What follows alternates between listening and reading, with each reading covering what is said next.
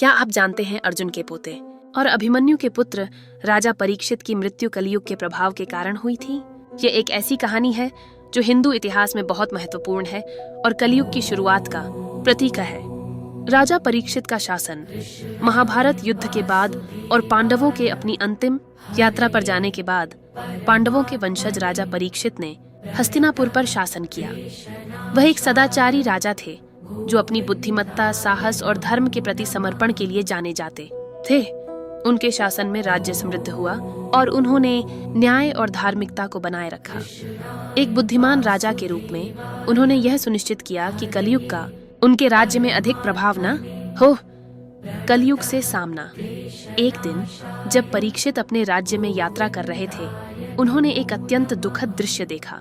सड़क के बीच में एक राजसी बैल कांपता हुआ, कमजोर और खून से लथपथ खड़ा था। जो बैल कभी 4 मजबूत पैरों पर गर्व से खड़ा होता था, वह अब सिर्फ एक पैर पर लड़खड़ा रहा था। पास ही एक गाय जो बहुत कमजोर और डरी हुई थी, दुख के आंसू बहा रही थी। उसके नीचे की जमीन सूखी और फटी हुई थी, जो उसके दर्द का प्रतीक था।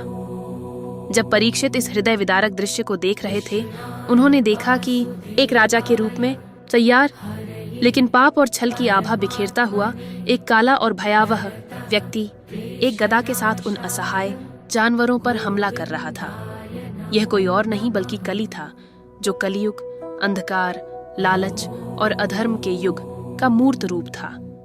इस अन्याय पर क्रोधित होकर राजा परीक्षित ने तुरंत अपनी तलवार खींच ली और गरजे, मेरे राज्य में इन निर्दोष प्राणियों को नुकसान पहुंचाने की हिम्मत कौन करता है? कली चौंक कर रुका और परीक्षित की ओर मुड़ा।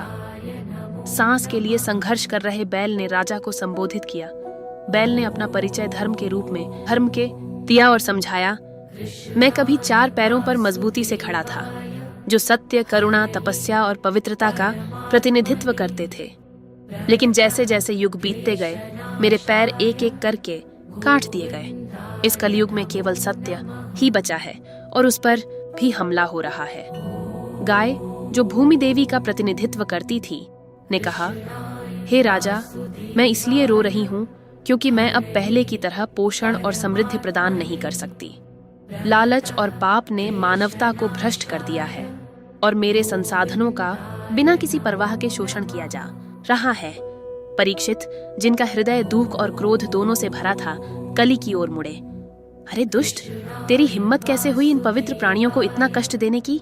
मेरे राज्य में तेरी उपस्थिति का स्वागत नहीं है। राजा का क्रोध देखकर और यह जानकर कि वह बच नहीं सकता, कली परीक्षित के चरणों में गिर पड़ा और दया की भीख मांगने लगा।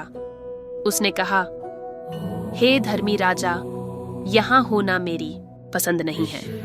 मेरा समय आ गया है, जैसा कि ईश्वर ने निर्धारित किया है। कृपया मुझे रहने के लिए एक जगह दें, क्योंकि मैं बिना आवास के अस्तित्व में नहीं रह सकता। कली को मिला स्थान। परीक्षित हालांकि क्रोधित थे, फिर भी वे दयालु और धर्म से बंधे थे। उन्होंने कली के जीवन को बख्शने का फैसला किया, लेकिन उस पर कड़ी शर्तें लगा दी। धर्म का सम्मान करते हुए परीक्षित ने कली को उन जगहों पर रहने की अनुमति दी जो पाप से जुड़ी हैं, जैसे जुआ, मद्यपान और हिंसा। बाद में उन्होंने कली को सोने, स्वर्ण में रहने की भी अनुमति दी, जो लालच और भ्रष्टाचार का प्रतीक है। इस प्रकार कली ने परीक्षित के मुकुट में अपना स्थान बना लिया। आर्ष का अपमान और श्राप। एक बार शिकार के दौरान राजा परीक्षित को बहुत प्यास लगी। वह एक आर्ष के आश्रम में पहुंचे, जो गहरी तपस्या में लीन थे, और उन्होंने राजा के पानी के अनुरोध का कोई जवाब नहीं दिया। इसे अपमान समझकर राजा को गुस्सा आ गया। चूंकि कली उनके मुकुट में निवास कर रहा था, महाराज परीक्षित कली के प्रभाव में थे और उन्होंने अपना आपा खो दिया। अपमान के रूप में उन्होंने आर्षि के गले में एक मरा हुआ सांप डाल दिया।